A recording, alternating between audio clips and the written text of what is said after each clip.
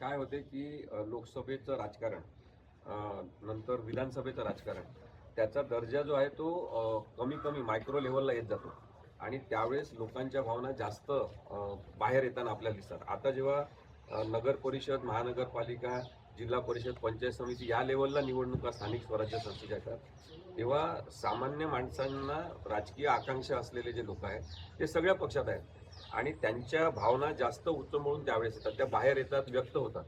आणि अशा वेळेस मग राजकीय लोकांनी आपल्या सोयीसाठी राजकीय जे गणितं केलेले आहेत ते सुद्धा सामान्य कार्यकर्ते उधळून लावत असतात आणि म्हणून हे जास्त आता बाहेर येताना दिसते. म्हणजे मी काही कोणत्याही राजकीय पक्षाचा सदस्य नाही, पण हे साधारणतः आपल्याला जे दिसते त्याच्यामध्ये मला असं वाटते की जसं आरोग्याच्या दृष्टीने डॉक्टर आपल्याला सांगतात की जंक फूड खाणं चांगलं नाही. रस्त्यावरचं जे गार्बेज सारखं फूड असते ते आपण खूप जास्त खाल्लं तर आपली तब्येत खराब होते.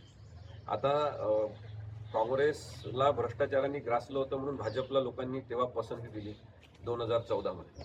पण मग भ्रष्टाचारी लोकांना, अनेक लोकांना आपल्या पोटात घेतल्यामुळे एक प्रकारे जंक फूड भाजपने आपल्या पोटात सामावून घेतलेलं आहे आणि त्याचं इंडायजेशन होणं हे साहजिक नैसर्गिक प्रक्रिया आहे.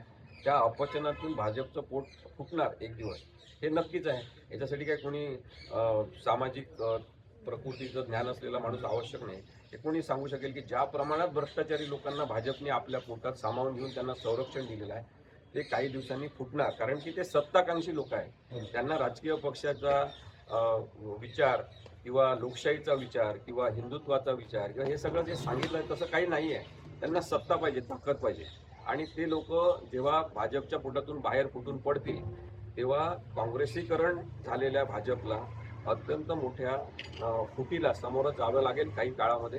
त्याची ही नांदी आहे असं मला वाटते की लोक पक्षचिन्ह, पक्ष कशासाठी कोण कुठे गेले, पळाले याचा काही विचार न करता आता आपल्या सोयीचं राजकारण स्थानिक स्वराज्य संस्थेत करताना आपल्याला दिसते.